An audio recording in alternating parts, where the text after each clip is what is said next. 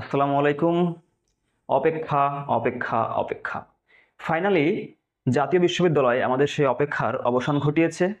Honours প্রথম বর্ষ 2024-25 শিক্ষাবর্ষের ভর্তি পরীক্ষার ফলাফল ইতিমধ্যেই প্রকাশিত হয়েছে এবং তাদের নিয়ম অনুসারে জাতীয় বিশ্ববিদ্যালয় প্রথম মেরিট লিস্ট প্রকাশ করেছে এবং এই প্রথম মেরিট লিস্টেই যে সকল শিক্ষার্থী ভাইরা ও বোনেরা সাবজেক্ট পেয়েছো সকলকেই জানাচ্ছি আমার অন্তরস্থল থেকে আন্তরিক শুভেচ্ছা ও অভিনন্দন।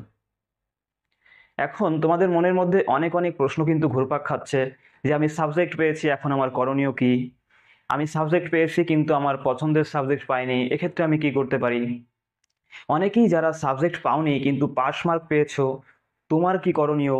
এই যে অনেক অনেক প্রশ্ন তোমাদের মধ্যে জাগ্রত হয়েছে, এই প্রশ্নগুলোর উত্তর নিয়ে আজকের ভিডিওতে আমি হাজির হয়েছি। আমি আমার ব্যক্তিগত অভিজ্ঞতা থেকে, ধারণা থেকে যতটুকু আমি জানি সেই অনুসারেই ধারণা দেওয়ার চেষ্টা করব। তো শুরুতেই আমি ভিডিওতে কয়েকটি টপিকস নিয়ে আলোচনা করব। তো প্রথম টপিকস হচ্ছে, দেখো আমি এখানে লিখছি, প্রথম টপিক হচ্ছে মেরিট লিস্ট। আসলে মেরিট লিস্টটা কিভাবে প্রকাশিত হয়? তো জাতীয় বিশ্ববিদ্যালয় তাদের মেরিট লিস্ট দুইটা ভাবে প্রকাশ করে থাকে। প্রথমত প্রথম মেরিট লিস্ট প্রকাশ করে এবং এই মেরিট লিস্টে প্রকাশের পর যারা সাবজেক্ট পেয়েছে তাদেরকে নির্ধারিত একটা সময় দিয়ে দেয় যে যেই সময়ের মধ্যে তাদের ভর্তি সম্পূর্ণ হতে হবে, অর্থাৎ ভর্তি নিশ্চিত করতে হবে। তো ভর্তি নিশ্চিত সম্পূর্ণ হওয়ার পরে তারা কিন্তু পুনরায় দ্বিতীয় মেরিট লিস্ট, অর্থাৎ প্রথম মেরিট লিস্টে যারা সাবজেক্ট পায়নি তাদের জন্য আরেকটি সুযোগ তৈরি করে দেয়। দ্বিতীয় মেরিট লিস্ট পুনরায় প্রকাশিত হয় এবং সেইখানটায় যারা সাবজেক্ট পায় তাদের ভর্তির জন্য একটা নির্দিষ্ট সময়সীমা দেওয়া হয় এবং এই সময়সীমা শেষে কিন্তু আমাদের রিলিজ স্লিপে আবার আবেদন করার সুযোগ থাকে। তো সেই কারণেই যারা সাবজেক্ট পায় না তাদের জন্য রিলিজ স্লিপের বিষয় নিয়েও আমি আলোচনা করব। তো এই সামগ্রিক বিষয়গুলো নিয়েই আজকের ভিডিওতে আলোচনা করব।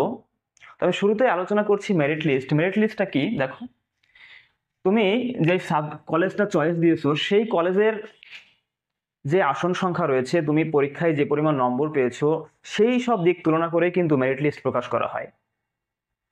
তো যারা এই মেরিট লিস্টে সাবজেক্ট পেয়েছো, তোমাদের ভর্তির কিন্তু সময়সীমা প্রকাশিত হয়েছে 29 জুন থেকে 15 জুলাই, সম্ভবত 15 অথবা 16 জুলাইয়ের মধ্যে তোমাদের ভর্তি প্রক্রিয়া সম্পূর্ণ করতে হবে। তো এটা তোমরা করবে এবং তোমাদের মধ্যে সব থেকে বেশি যেই প্রশ্নটি জাগ্রত সেটি হচ্ছে মাইগ্রেশন। আমি আমার পছন্দের সাবজেক্ট পাইনি, আমি এখন কি করব? আমি মাইগ্রেশন করলে আমার কি অন্য সাবজেক্ট আসবে? অথবা তুমি প্রথম চয়েস দিয়েছিলে যেই সাবজেক্ট, সেই সাবজেক্ট চলে এসেছে, তো তুমি সেই সাবজেক্ট এখন পড়তে চাচ্ছ না, তুমি অন্য সাবজেক্টে চলে যেতে চাচ্ছ, সেক্ষেত্রে তোমার করণীয় কি? আসুন মাইগ্রেশন বিষয় নিয়ে আলোচনা করি। মাইগ্রেশন হচ্ছে, কখনোই মাইগ্রেশন মানে হচ্ছে উপরের দিকে যাওয়া, অর্থাৎ নিচের দিকে যাওয়ার কোনো রকম কোনো সুযোগ নেই।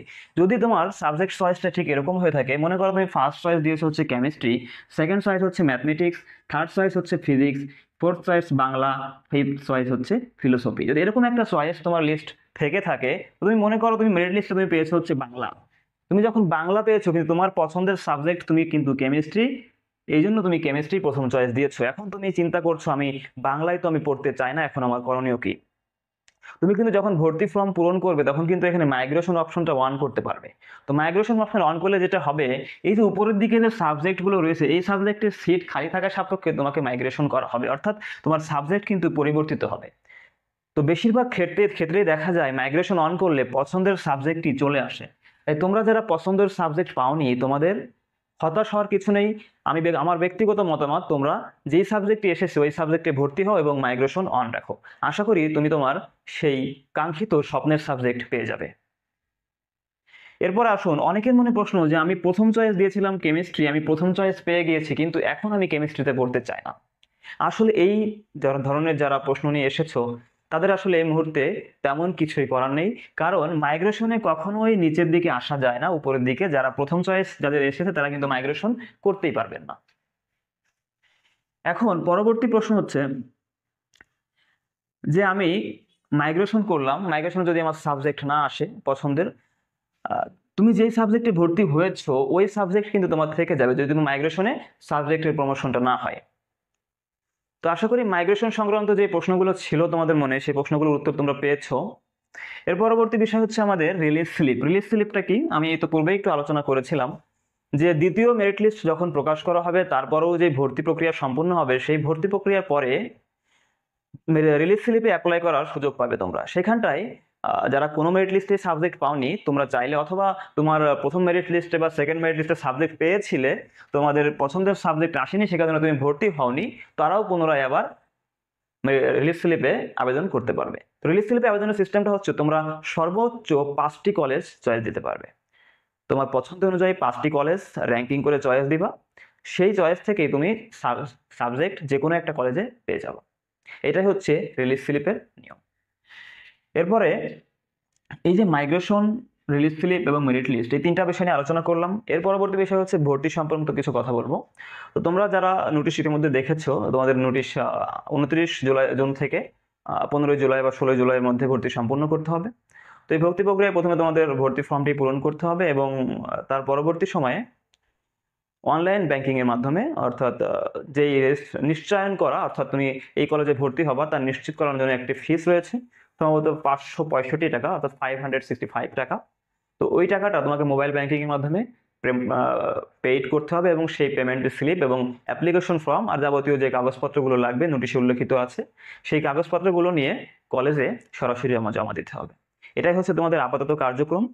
আর যারা পাশ করতে পারোনি, তারা হতাশ আসলে হতেই হবে, কিছু করার নাই। বাট তোমাদের জন্য এতটুকুই আমার কথাবার্তা, যে তোমরা চাইলে ডিগ্রিতে ভর্তি হতে পারো, অথবা আগামী বছর ভালো প্রিপারেশন নিয়ে ভর্তি পরীক্ষায় অংশগ্রহণ করতে পারো। তো সকলের সুস্বাস্থ্য কামনা করছি, এবং তোমাদের সাফল্য অর্জিত হোক, তোমাদের স্বপ্ন বাস্তবায়িত হোক, এই শুভকামনা জানিয়ে আজকের ভিডিও আমি এখানেই শেষ করছি।